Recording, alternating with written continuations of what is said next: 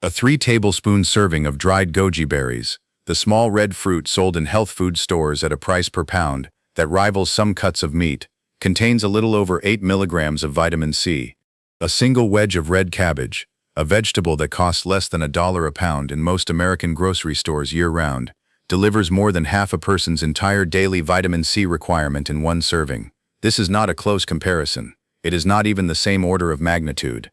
Goji berries arrived in Western health food culture over the past 2 decades, carrying a reputation built substantially on marketing, rather than on any single standout nutritional property that outperforms ordinary produce. They are not nutritionally worthless.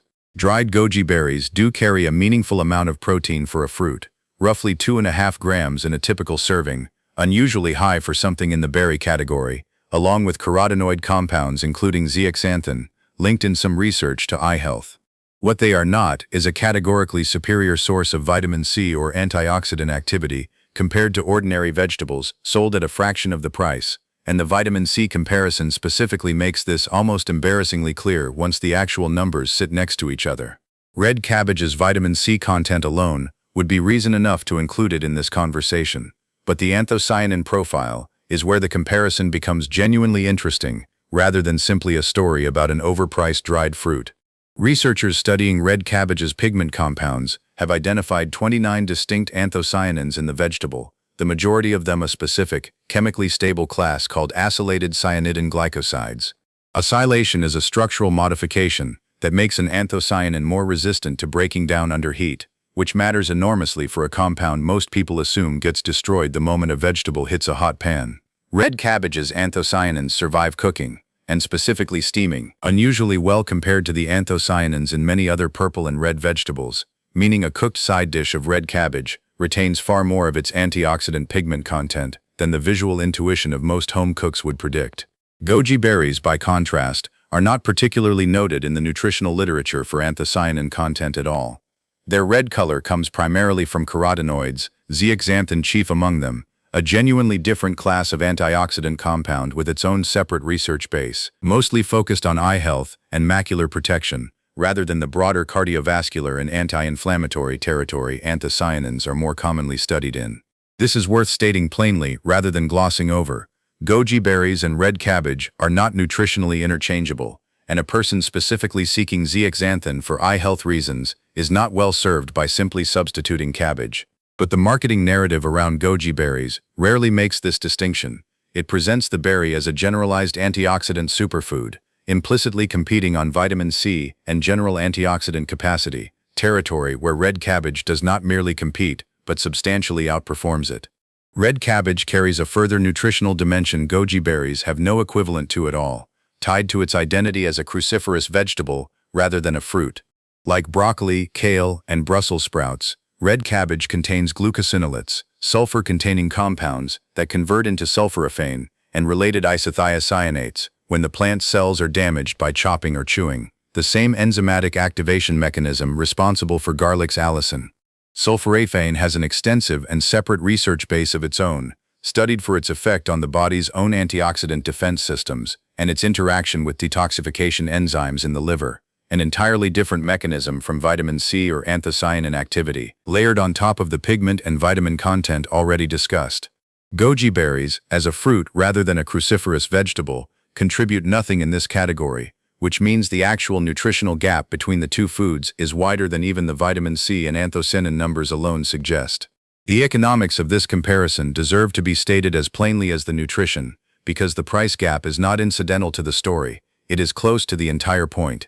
Dried goji berries commonly retail in the range of $10 to $20 per pound in a typical American health food store or specialty aisle, a price point justified partly by import costs, since the overwhelming majority of commercial goji berries are still grown and dried in China's Ningxia region before being shipped internationally, and partly by the marketing premium attached to an exotic superfood label. Red cabbage, grown domestically across a wide range of climates and requiring no specialized processing beyond harvesting, commonly sells for well under $1 a pound, sometimes as low as 50 cents depending on season and region. A person choosing between the two, on a strict cost per gram of vitamin C or cost per unit of stable anthocyanin content basis, is choosing between a vegetable that cost roughly a 20th as much and delivers dramatically more of the specific nutrients the goji berry marketing implicitly promises. Goji berries entered mainstream Western awareness through a fairly specific marketing moment rather than a gradual organic discovery. The mid-2000s saw a wave of exotic superfood marketing, acai, goji, and noni among the most prominent examples, frequently sold through multi-level marketing juice companies, making health claims regulators eventually pushed back on. In goji's case, tied loosely to traditional Chinese medicine use of the related wolfberry plant, a use with a genuinely long history, but one that predates and looks quite different from the antioxidant superiority marketing built on top of it decades later, in a completely different commercial context. The traditional use does not validate the modern marketing claims, and the modern marketing claims do not require the traditional use to have been wrong. They are simply two different things, one an old herbal tradition, the other a relatively recent commercial repositioning, that get blurred together in a way that benefits the second by borrowing credibility from the first. A woman doing her weekly grocery shopping, having watched enough wellness content to feel vaguely obligated to buy something labeled a superfood, found herself comparing a small bag of goji berries against a head of red cabbage sitting a few aisles over, priced at roughly a tenth as much for considerably more usable food by weight. She bought the cabbage, shredded half of it into a slaw, with the other half saved for a stir-fry later in the week, and described the choice afterward not as a dramatic health revelation, but as a mildly annoyed realization that she had nearly spent considerably more money on the assumption that the exotic option was automatically the better one. This is a small, unremarkable story, and that is exactly the point. Most nutrition decisions are not dramatic. They are quiet moments of choosing between an assumption and an actual comparison, and the actual comparison, in this specific case, was not close. None of this is a criticism of goji berries as a food to avoid. Reasonable people can enjoy a dried fruit for its taste, its chewiness as a trail mix component, or its genuine carotenoid content, without needing to justify the purchase on antioxidant superiority grounds it does not actually hold. The criticism, if there is one, belongs to the marketing framework that positions imported, expensive, dried fruits as inherently nutritionally superior to ordinary produce sold in the vegetable aisle, a framework goji berries have benefited from more than almost any other single ingredient in the modern superfood marketing era. Red cabbage's obscurity in this conversation traces partly to how thoroughly it has been typecast as a coleslaw ingredient or a garnish, rather than a food worth center plate attention. This is a preparation problem more than a nutrition problem. Raw, thinly sliced red cabbage tossed with an acidic dressing, the classic coleslaw approach, preserves the vitamin C content well since heat is the primary threat to that particular nutrient, while sacrificing none of the crunch and color that make the vegetable visually appealing on a plate. Steamed or lightly sautéed red cabbage, given the anthocyanin stability research already discussed, retains the antioxidant pigment content unusually well for a cooked vegetable, opening up a wider range of warm preparations, braised with apple and a touch of vinegar being a traditional pairing across several European culinary traditions, without the nutrient loss that would concern a cook trying to preserve a more heat-sensitive vegetable. Selecting a good head of red cabbage requires none of the specialized knowledge that dried, imported goods sometimes demand of a shopper trying to judge freshness or quality from a bag with no visible product inside. A dense, heavy head for its size, tightly packed leaves without visible cracking or soft spots, and a vivid uniform purple-red color are the only real criteria, and a whole head, properly stored in a refrigerator crisper drawer, keeps for several weeks without meaningful nutrient loss, considerably longer than most fresh produce, and requiring no freezing or dehydrating to extend its usable life.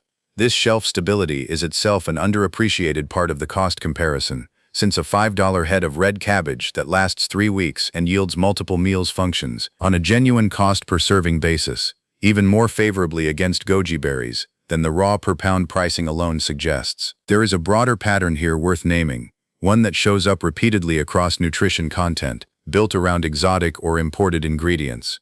A food's actual nutrient density and its market price frequently have very little correlation with each other, and in some cases move in genuinely opposite directions. An imported product, commanding a premium price, specifically because it is imported and unfamiliar, while an ordinary domestic vegetable, cheap precisely because it is easy to grow at scale close to where it is sold, quietly outperforms it on the metrics the premium product is actually being marketed against. This is not a universal rule. Some genuinely expensive foods are expensive because they are genuinely difficult to produce at the nutrient density they deliver. But it is common enough, and goji berries versus red cabbage is common enough an example of it, that the pattern is worth learning to recognize, rather than treating each new superfood claim as though it arrives free of any economic incentive shaping how it gets marketed. The vitamin C and anthocyanin numbers here are not close, borderline, or dependent on generous interpretation. A vegetable available in essentially every grocery store in the country, requiring no specialty shopping trip and no premium price tag, delivers more of the specific nutrients goji berries are marketed around, at a small fraction of the cost. This is not an argument against enjoying goji berries. It is an argument against assuming price and exoticism are reliable signals of nutritional superiority, when the produce aisle, priced the way it is precisely because it is neither exotic nor scarce, is quietly doing more of the actual nutritional work.